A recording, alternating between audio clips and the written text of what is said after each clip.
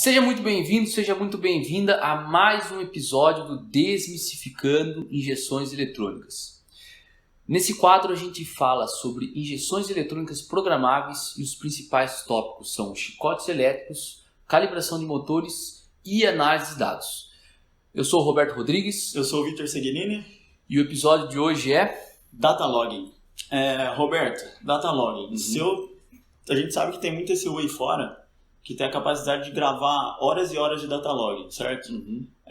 Só que se eu tenho muitas horas de log gravado, não é mais difícil de eu achar um problema nesse logging? Show de bola. Pode ser ou como pode não ser. Assim, o ponto principal de um data logging, ao meu ver, é o software de análise de dados. E muita gente está acostumado com a análise de dados direto em gráficos, que é muito boa, eu uso muito isso. Mas existem outros recursos de análise de dados que facilitam demais. Então, eu separei um exemplo aqui de um login de um carro de rally que teve uma falha. O pessoal me ligou, eu não estava no treino. O pessoal me ligou e falou, me ajuda aí, o motor tá com uma falha estranha, às vezes acontece, às vezes não acontece. Eu falei, me manda o log. E aquele dia, eu não consegui resolver a falha tão rápido. Eu fiquei 1 hora analisando o log.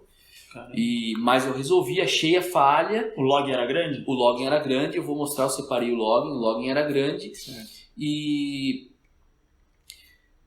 para você ver, o login, eu vou confirmar depois quanto tempo tinha, mas com certeza tinha menos de 1 hora, certo? Foi um teste que o cara fez, o cara falou, tá falhando. Eu falei, então vai lá, dá uma andada, grava os logins e me manda, certo? Então isso é muito comum, é uma estratégia que eu gosto de usar. Se o cliente está fazendo um treino, não é na corrida, que ele tem uma falha, eu falo, zera a memória do data login, anda com o carro, deu a falha? Beleza, volta para os boxes e vamos olhar para a gente reduzir o tamanho do log. Certo. Então é mais simples você analisar um log menor, né? Com certeza. Só que, às vezes, você não tem essa opção. Às vezes você recebe um log de 2 horas. E, por exemplo, corrida de endurance, assim, uma corrida de endurance, às vezes até mais. Tem, quando a gente pega um log do Dash de Motec, que a gente faz um log mais enxuto, e como tem muita memória também, dá pra gente gravar 12 horas de corrida. Caramba. Então, como que você vai analisar 12 horas de dados? Entendeu? É muita coisa, né? É muita coisa. Mas eu vou mostrar aqui uma estratégia que você pode usar, que se eu tivesse usado essa estratégia naquele dia que eu demorei 1 hora analisando os dados, eu ia ter descoberto em 10 segundos. Certo. Então, esse é o grande lance. Ao invés de 1 hora de análise, você pode olhar em 10 segundos e já achar. Relembrando que, às vezes, você tem tempo para você olhar 1 hora. Às vezes, você está na pista e não tem tempo. Que é, geralmente, onde começa a dar problema, né? Exatamente. Então, é muito importante, assim, a gente olhar o data logging de uma maneira diferente, tá? Então, vamos direto aqui para o software de análise. Eu estou aqui com o software da Motec, mas ele é semelhante a qualquer software de análise mundial, tá? Certo. Essa aqui seria a análise gráfica padrão que a gente está acostumado a ver por aí, certo? Exatamente. Aqui eu tenho 2 gráficos. Esse amarelo aqui é a rotação do motor, que ele está indo de 2.000 a 7.000 aqui aproximadamente. E aqui embaixo eu tenho em verde TPS e pressão de admissão.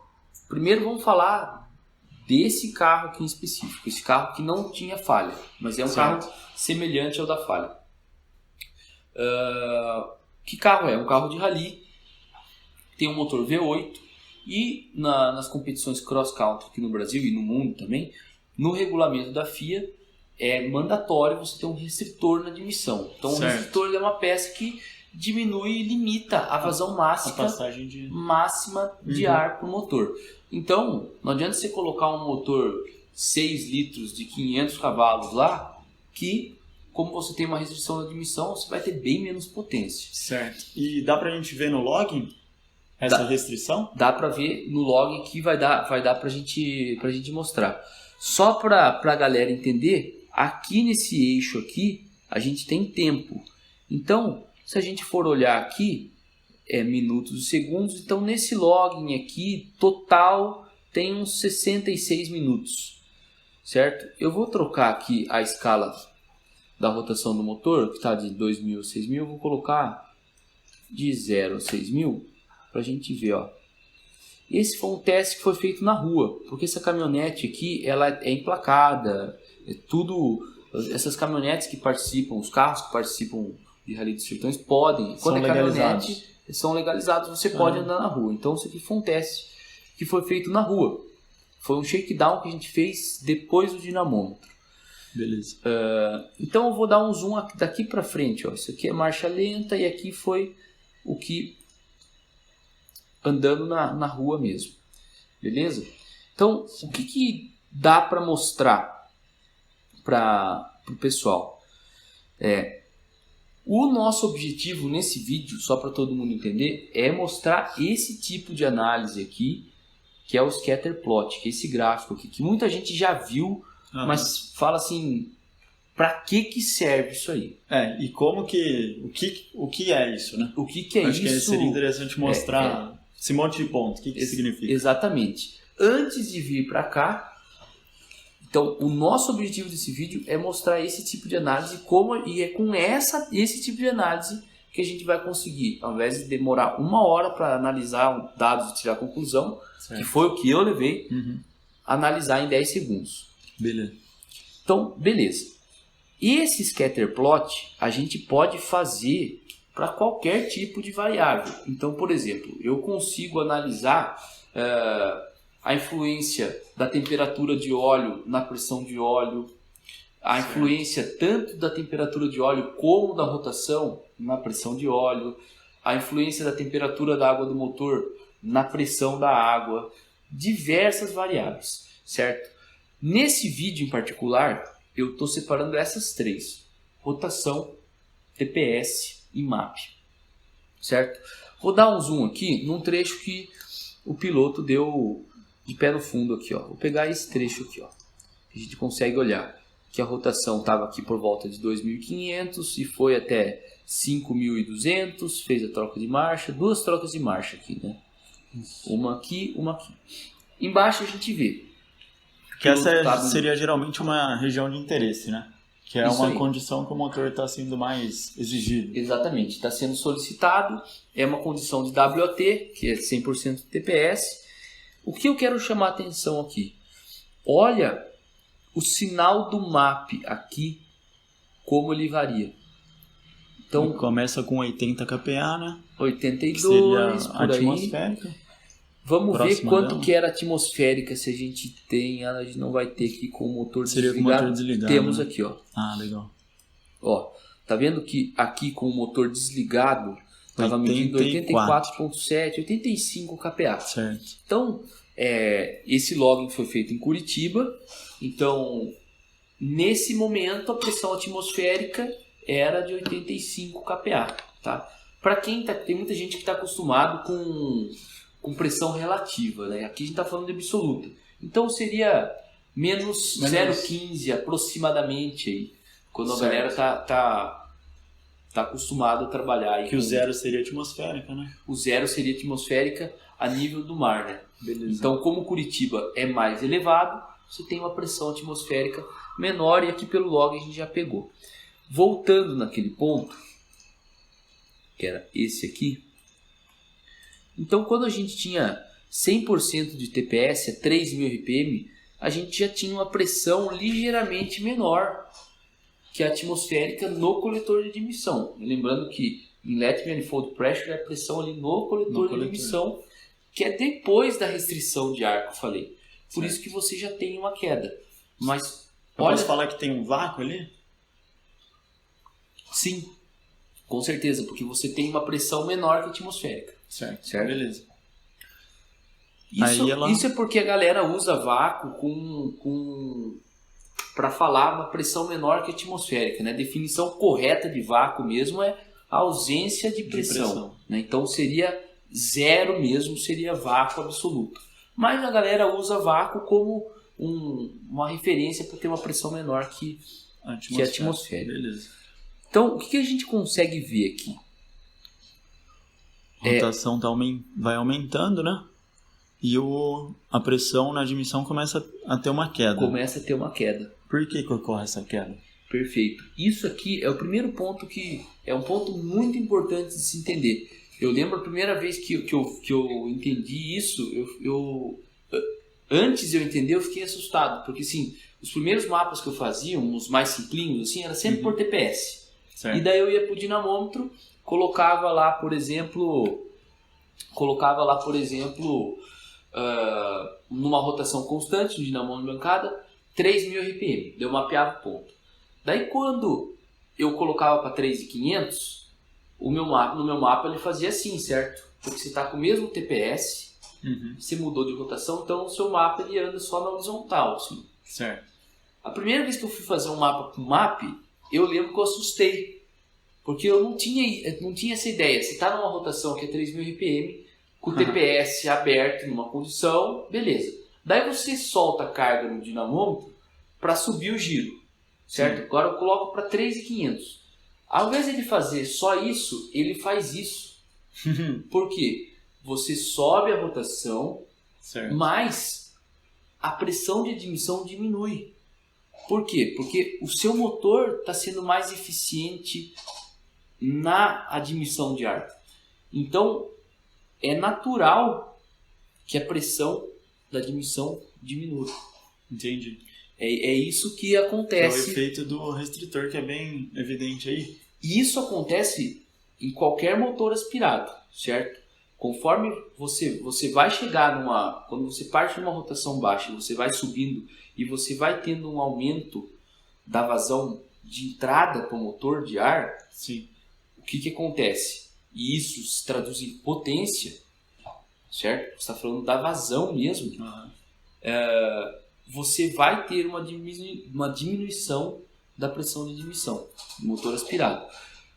Aqui, esse efeito ele é muito mais visível, certo? É que, às vezes, às vezes um motor aspirado que, sei lá, não teria restrição, provavelmente essa rotação às vezes está numa região que o motor nem consegue alcançar. Exatamente. Pode ser, com certeza, porque daí no motor que não tem a restrição, ele de fato que ele está com o comando bem escolhido e bem regulado, bem ajustado, que ele está com uma borboleta bem dimensionada, está tudo bem dimensionado, você não vai ter uma restrição tão grande como no restritor. Entendi. Certo? Aí beleza. Então, esse fenômeno aqui, esse efeito, ele é bem mais pronunciado. De maneira que a gente está a 5.200 e a gente já tem 63 kPa. Baixou quase 20. Nossa, bastante coisa, né? Bastante coisa. E isso que esse é um motor LS, é um LS3 e a gente está falando de 5.200 RPM. Esse motor poderia girar 6.000, 6 e pouco. Você vê que o piloto, inclusive, troca antes, porque perde demais. Não compensa, né? Você colocar ele para girar mais e perder. Exatamente, não compensa. Então, a primeira ideia que eu gostaria de mostrar para o pessoal, que vai ajudar vocês a entenderem como fazer análise rápida, é essa relação entre rotação, TPS e MAP. Para borboleta constante, que é o nosso caso aqui, 100%, verdinho aqui, certo. Subiu o RPM, teve essa diminuição do MAP. Vamos olhar, tirei o zoom, peguei todas as condições do meu log. Isso aqui é marcha lenta na oficina. Isso aqui, com certeza, ele andando também. Isso aqui tá com cara de dinamômetro. Tá? Tem muitas condições, né? Tem muitas condições, mas é do mesmo motor. Tirei o zoom, peguei todas as condições e jogo nesse mapa de scatter. Tá? O que esse mapa de scatter aqui? Que também é uma dispersão de pontos. Tá? Aqui no eixo Y eu tenho Inlet Manifold Pressure, que é o MAP. Tá? Beleza.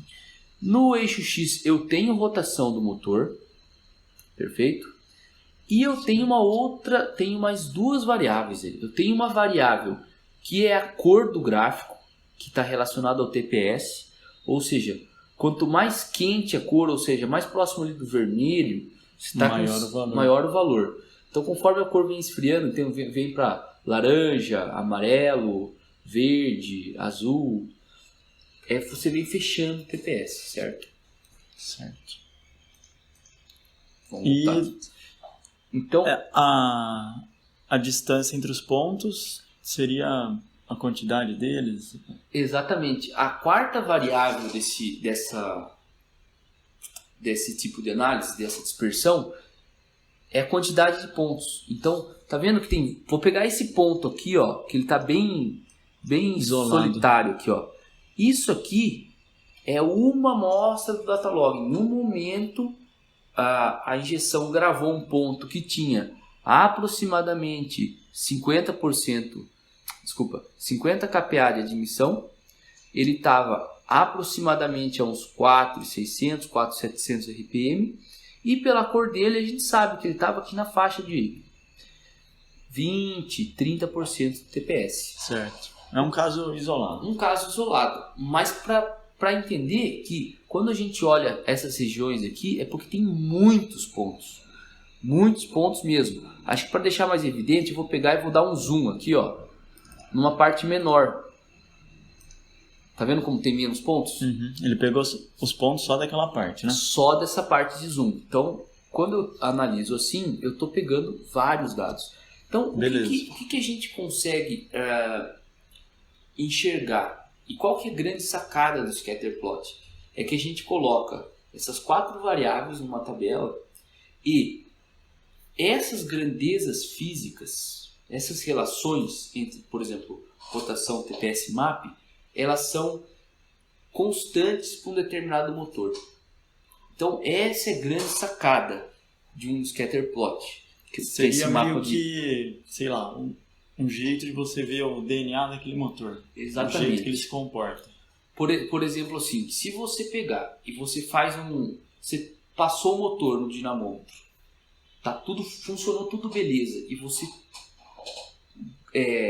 grava isso aqui, grava que eu digo assim, você documenta, você tem uma fotografia de como estava funcionando essas variáveis e a relação entre elas. Certo? É isso que começa a facilitar, porque quando você olha isso aqui, você analisa como? Isso aqui é um desenho. O cérebro humano olha isso aqui e compara com outros motores. É muito mais fácil com outros motores ou com outras condições. É muito mais fácil de você olhar tudo isso aqui de informação. Porque isso aqui é feito para você olhar pontualmente. Para que serve esse tipo de gráfico? Eu vou dar um zoom aqui nessa condição aqui e vou analisar aqui. Agora eu quero analisar essa outra condição aqui. Tive uma falha pontual. Vou analisar a falha. Agora, para você achar uma falha pontual num logging enorme, é demorado. É demorado. Você precisa ter muita experiência. E como que o scatter vai me ajudar, então? O scatter vai ajudar, eu vou dar esse exemplo aqui. Esse motor aqui é um que estava normal. A gente vê aqui, então, nessa faixa aqui de borboleta laranja e vermelha, que ele vem aqui, a gente consegue identificar essa queda, que é o que a gente já sabia do receptor. Certo. E a gente dá para ver que é uma tendência geral mesmo, né? Que é uma tendência... Essa que é a sacada. Exatamente. Você tem essa tendência aqui, ó, do mesmo jeito que se você olhar na cor amarela, você já tinha uma tendência de vir para cá. Se olhar para a cor verde, você tinha uma tendência de vir aqui, ó, certo?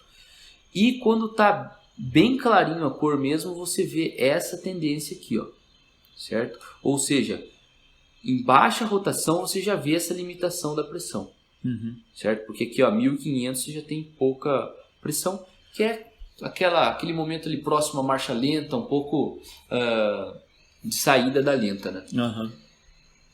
Perfeito. Como que isso aqui pode nos ajudar, certo? Então, se você entende isso aqui, entendeu? Ficou bem claro como que esse gráfico vai se comportar. Eu vou dar um outro exemplo aqui, que antes eu vou olhar esse outro log, tá? Então, isso aqui é um outro log de uma caminhonete de rally também, mas é outra caminhonete que estava falhando, certo? E daí, aqui fica evidente, vamos ver quanto tempo tinha. Pra gente falar aqui, em minutos. 140? 141, mais de 140 minutos. Então a gente tem tipo 2 horas e 20 minutos de datalog. É muita coisa. É coisa pra caramba. Só um detalhe. Você viu como abriu rápido o software? Sim. Então, isso é uma vantagem enorme. Sim, é um ponto-chave de softwares de análise de dados, na minha opinião. Se você vai analisar um login curto de 1, 2 minutos, isso aí não é um problema. Mas, um log desse tamanho... Vida real é isso aqui, cara. O cara vai te mandar um login gigantesco, você tem que olhar. Então, é um ponto-chave de software de análise de dados. Como ele comprime dados, se a velocidade de abertura é rápido, se ele não trava quando você está operando. Às vezes você abre no software, e você dá um zoom, fica 10 segundos carregando o software. Então, esse é um ponto importante. Mas na hora da correria, acaba atrapalhando muito, né? Acaba atrapalhando muito. Então, o que aconteceu? Naquele dia, eu abri, o cara falou, às vezes falha, às vezes não falha. E daí eu olhava isso aqui e não conseguia... Lógico que, né? Isso aqui, eu estou olhando só a rotação TPS MAP, certo? Mas a gente tem mais um monte de variável para olhar desse motor para você achar a falha. Principalmente quando o cara te liga, o que o cliente passou para mim?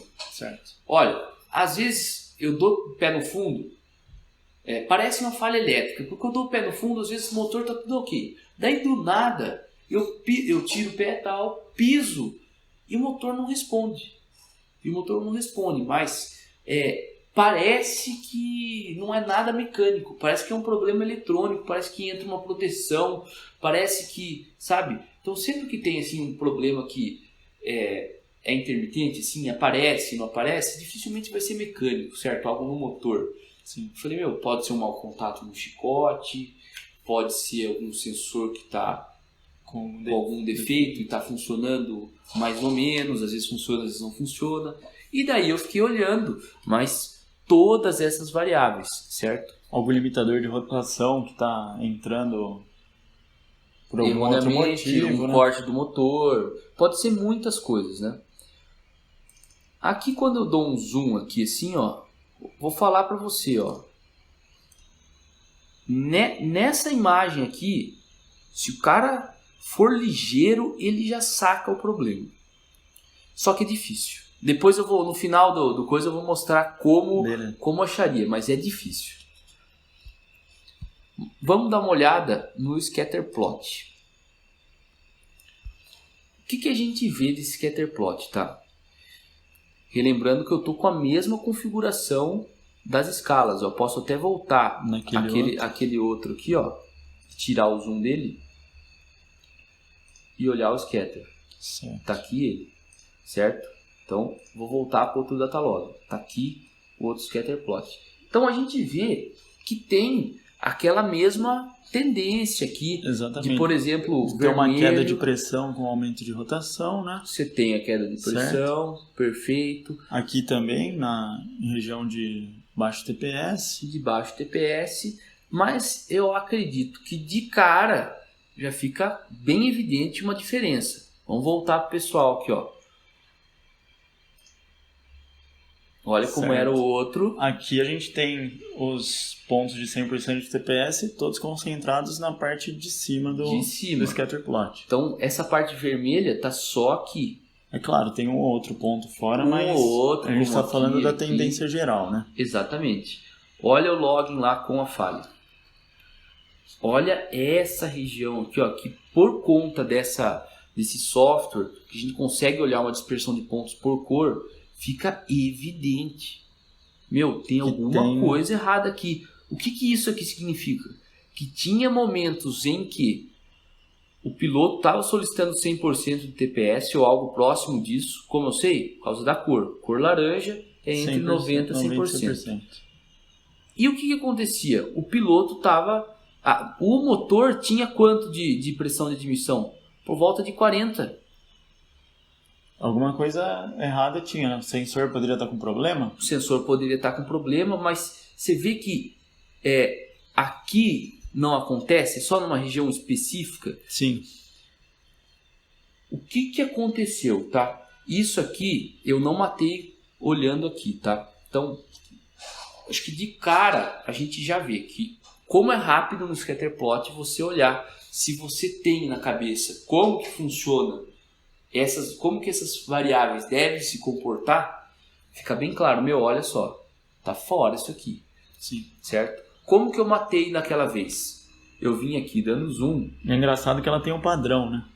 Ela tem um padrão. Todo... Exatamente. Tem no Instagram da Twizy, eu já mostrei alguns exemplos de outros scatterplot, mas ressalto, a gente usa isso direto. Tem um lá de... Eu acho que é de análise de óleo. De óleo. Que é muito legal. Isso aí. Pressão de óleo, temperatura de óleo e rotação do motor. Então, se está curtindo aí, dá uma olhada depois lá no Instagram. E de repente dá até pra gente fazer um vídeo disso aí depois, que indo é mais muito a fundo, legal. Né? Porque essa parte é um jeito muito simples de você analisar a lubrificação. Exatamente. Naquele exemplo, foi assim algo, só para falar de pressão de óleo rapidamente. A gente tava num rally também, e era Rally dos Sertões, então, cara, é muito trabalho para toda a equipe. Uhum. E quem está fazendo análise de dados é responsável por olhar os dados e tomar as decisões. Então eu lembro que eu sempre depois das especiais, né, que é um dia ali de rally, eu faço todas as análises que eu já deixo configurado no software de análise, e uma das análises é a da pressão de óleo. Eu lembro que eu olhei o gráfico e falei para os caras, tem que trocar o motor. E daí o cara falou assim, mas como assim? Você acabou de olhar? Cara, tem que trocar o motor. Esse motor é melhor trocar. Então, assim, só pela análise de... Só pela análise. Lubrificação. Exatamente. No caso, pelo scatterplot. Pelo scatterplot. E é uma responsabilidade enorme, porque se você não pede para trocar o motor e quebra a nota especial, a responsabilidade é sua da quebra. Sim. Você tem login, é para olhar, é para chegar a conclusões. E se você também, pelo outro lado, vamos trocar o motor para garantir, cara, isso pode... Porque é um trabalho do caramba você trocar um motor no meio de uma competição, né? E alguém montar alguma coisa errada, sei lá, algum conector errado, e, sei lá, a equipe vira a perder a competição, né? Exatamente, é um negócio que a gente... eu tava olhando esse login 10 da noite. Eu lembro que os mecânicos estavam comendo pizza, eu tava comendo junto com os caras. Falei, galera, é o seguinte, vai ter que trocar. Só que aquele tipo de coisa. Então, com essa análise, era certeza que a melhor decisão era trocar. Sim.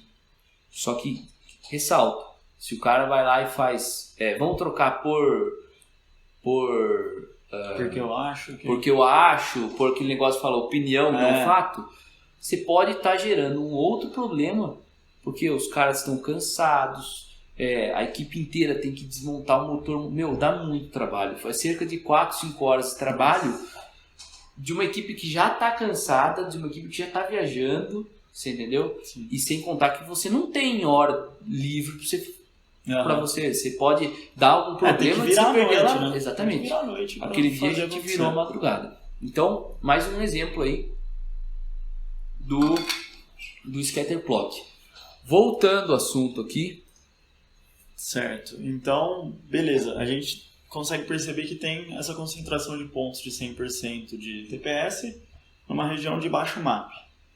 Então, a ideia que eu tive foi de que isso aí poderia ser uma falha no sensor. Certo. Aí é que tá. A gente achou no scatterplot um problema. Uhum. Agora, o que está causando isso aqui? Pra gente sair daqui e virar e falar pro cara assim, por telefone ainda, viu? Dá uma olhada nisso aqui que pode ser isso, é complexo. O primeiro ponto é assim, pode ser o sensor, certo? Uhum. Só que, se fosse, a pergunta que eu faço é, se fosse o sensor, será que ia ser só numa região aqui? Será que aqui não ia estar com cor vermelha também? Será que não ia ter azul aqui? Foi assim. Porque ele está numa região muito específica, né? É uma região muito específica. Se a gente for aqui no gráfico, a gente consegue ver ela. Lembra que eu falei, se o cara for ligeiro, ele consegue ver daqui, ó. Certo, como que... Daria para perceber. Por mais que tenha muito tempo aqui, ó, a gente tá olhando tipo 6 minutos aqui, tem bastante coisa. Mas olha aqui e olha aqui. Você tá vendo que aqui, ó, eu vou até jogar um pouquinho mais pro lado para ficar mais fácil de ver. Nessa região aqui, ó, você tem 100% de TPS e o MAP tá muito baixo aqui, ó. Certo. Mais para frente você vê aqui, ó. Ela ó, se repete. TPS alto, MAP alto. TPS alto, MAP alto. TPS alto, MAP alto. Aqui TPS alto, rotação subindo e muito baixo. Certo. Você vê que se eu traçar uma linha aqui, ó, você não vê outro curva azul aqui embaixo. Foi só naquele lugar. Só nesse local aqui que a gente pode dar zoom, ó. Sim. Caiu bastante. Entendeu? Ó, 100% TPS, 42 KPA. Caiu para quase metade, né? Nesse dia, caiu para quase metade. Nesse dia, eu lembro que eu pedi, relembrando, estava por telefone com o cliente. Fiquei 1 hora analisando e liguei para ele. Certo. Falei, ó, eu tenho 2 hipóteses. Uma é o sensor. Dá uma olhada se não está com mau contato no conector sensor do MAP, né? Se não tem um mau contato no sensor do MAP. Dá uma olhada se não tem zinabre nos terminais. Dá uma olhada se ele não está meio solto. Dá uma olhada nisso aí. Mas eu achava que era outra coisa. O que eu achava que era nesse caso? Eu falei, olha, parece que tem alguma coisa na admissão que às vezes restringe o motor, às vezes não. Por que você chegou nessa conclusão? Porque era numa faixa de rotação específica, tá vendo? Ó? Sim. Acima de 4.000 que acontecia isso. Então eu tinha a sensação que chegava numa condição do motor e de repente algo restringia o motor. E eu já passei por isso no dinamômetro. Quando a gente ligou uma mangueira e aquela mangueira não era muito rígida. E daí, quando baixava um pouco a pressão, ela restringia o motor. Porque daí a pressão no motor aspirado, a pressão diminui e daí ela meio que fechava. Certo? Porque ela não era uma mangueira rígida. Acabava obstruindo a passagem do motor e o MAP aí caía mais ainda. É como se você aumentasse a restrição do motor, na verdade. Aumentasse a restrição colocando um diâmetro menor, né? Certo. Então eu falei, dá uma olhada se não tem nenhuma mangueira aí depois do restritor que possa estar, que não seja rígida, que ela possa estar. E foi exatamente isso. Porque os caras, na correria, porque imagina o seguinte, imagina o cofre de um motor de rally, certo? Você tem um motor, nesse caso que era um motor Ford V6. Então, motorzão grande. Sim. O restritor é tipo desse tamanho. Não dá para você colocar o restritor direto na boca da admissão. Senão ele vai ficar para fora. Vai ficar para fora do capô. Então, normalmente se usa uma mangueira que faz meio que uma volta e volta para trás. Então, se a admissão está saindo para frente, a mangueira faz assim e vem aqui e aqui fica o restritor. Entendi. Certo? Essa mangueira não estava rígida o suficiente e daí às vezes ela fechava. Ela cedia e daí ela fechava e baixava a pressão. Que era provavelmente quando ele dava acontecia isso aqui que a gente pode ver nesse gráfico aqui, nesse trecho aqui, né?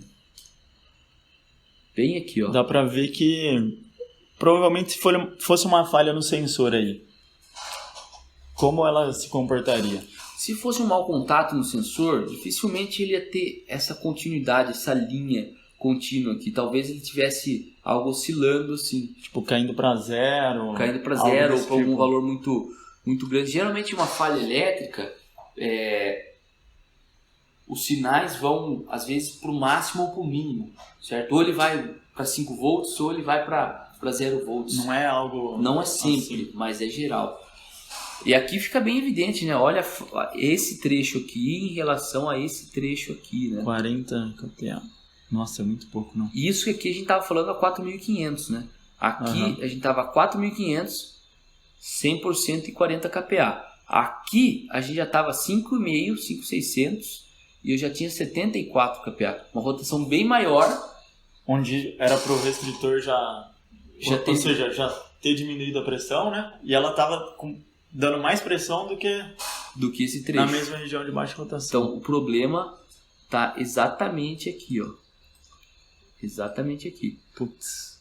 Então, e aqui dá para ver até esse momento aqui que a pressão baixa bastante, é bem quando a mangueira fez assim, ó. Porque daí ela meio que tapa, né? Daí ela meio que tapa e chegou num diâmetro constante, e daí essa queda aqui foi a queda referente ao... porque você está subindo um pouco a rotação mesmo. Agora, essa queda daqui para cá é a mangueira fechando. Caramba. Porque... E aí, daí o que os caras fizeram para resolver? Daí eles trocaram a mangueira e parou o problema. Parou o problema. Caramba. Parou o problema. Então, assim, você vê, isso é só um exemplo, né? Que tem diversos... Olha aqui aquela condição, ó. Sim, se a gente tá der um zoom, bem ali. Se a gente pegar, por exemplo, aqui também tem, ó. Bem aqui, ó. Mas se a gente pegar só essa parte aqui, lógico que fica poucos pontos, né? Mas se fica... Mas dá pra ver a tendência. A tendência dá pra ver, né? Se a gente colocar aqui já, ó, já entra essa parte aqui, que é bem onde começa, ó, a mostrar o problema. Então, esse aqui é um exemplo, que nem eu falei. Nós usamos diversos diagramas de scatterplot. Eu já deixo no software configurado. Toda vez que eu olho o log, que eu tiro um log, eu faço uma análise geral do motor e diversas variáveis de maneira muito rápida olhando o scatter. Sim.